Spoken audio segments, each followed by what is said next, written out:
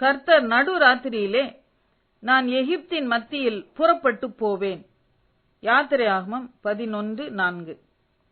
எகிப்து தேசத்திலே யோசேப்பை அறியாத புதிய ராஜன் ஒருவன் தோன்றினான். பார்வோனின் விருந்தினராக வந்த இஸ்ரவேலர் அடிமைப்படுத்தப்படுகிறார்கள். கொடுமையாய் வேலை வாங்கப்படுகிறார்கள். பெருமூச்சு விடுகிறார்கள். கர்த்தர் ஆபிரகாமோடு செய்த உடன்படிக்கையை நினைவு கூர்ந்தார். பார்வோன் கைக்கு அவர்களை விலக்கி மீட்க ஆரோனையும் மோசேயையும் அனுப்பி வைத்தார். என் ஜனங்களை எனக்கு ஆராதனை செய்யும்படியாக போகவிடு என எபிரேயரின் தேவன் சொல்லுகிறார் என வாதாடுகிறார்கள். பார்வோன் இருதயம் கடினப்பட்டு, நான் இஸ்ரவேலை போகவிட கர்த்தரின் வார்த்தையை கேட்கிறதற்கு அவர் யார்?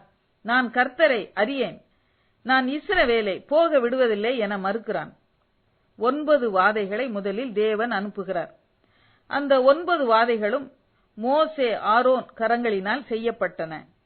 ஆனால் கடைசியான 10வது வாதை இது கர்த்தராலே முன் தீர்மானிக்கப்பட்டது. மோசே பார்வோனை சந்திக்கும்படி அனுப்பப்பட்ட போதே, எனக்கு ஆராதனை செய்யும்படி என் குமாரனை அனுப்பிவிடு என்று கட்டளையிடுகிறேன், அவனை விடமாட்டேன் என்பாயாகில் நான் உன்னுடைய குமாரனை உன் சேஷ்ட புத்திரனை சங்கரிப்பேன் என்று சொல்லி அனுப்பப்பட்டார். இந்த 10வது வாதையை செய்ய நடுராத்திரியிலே கர்த்தர் தாமே வானத்தை விட்டு இறங்கி வந்து எகிப்தின் மத்தியில் புறப்பட்டு போனார். இஸ்ரவேலர் வீடுகளில் சாயங்காலமான போது பஸ்கா ஆட்டுக்குட்டி அடிக்கப்பட்டது, ரத்தம் பூசப்பட்டது. இஸ்ரவேலர் ரட்சிக்கப்பட்டார்கள், விடுவிக்கப்பட்டார்கள். பார்வோன் தோற்று போனான். இதை போலவே ஆண்டவர் அநேகம் நியாயாதிபதிகளையும் தீர்க்கதரிசிகளையும் ராஜாக்களையும் தமது ஜனத்தை ரட்சிக்க ஏற்படுத்தினார். ஜனங்களோ இன்னும் ரட்சிக்கப்படவில்லை. ஆகவே தேவகுமாரன் மனுக்குலத்தை பிசாசின் பாவ அடிமைத்தனத்திலிருந்து மீட்டு ரட்சிக்க மனுஷகுமாரனாக அவதாரம் எடுத்து தாமே வானத்தை விட்டு இறங்கி பூமிக்கு வந்தார்.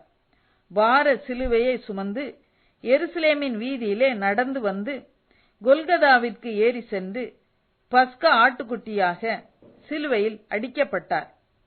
அன்று எகிப்தின் மத்தியில் புறப்பட்டு போனது போலவே எருசலேமின் நடுவில் புறப்பட்டு போய் சிலுவையிலே தன் ஜீவனை விட்டார்.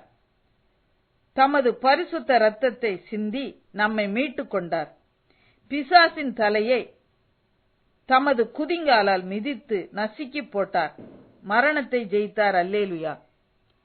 தேவபிதாவே, இந்த பாவிகள் மேல் பரிதாபம் கொண்டு நீ சிலுவையில் இயேசுவை கொண்டு எங்களுக்கு தந்த இந்த மகா பெரிய ரட்சிப்புக்காக உமக்கு நன்றி. என்னையும் ரட்சியும், பாவ பிடியிலிருந்து விடுவியும், என்னை ஆசீர்வதியும். ஆமேன்.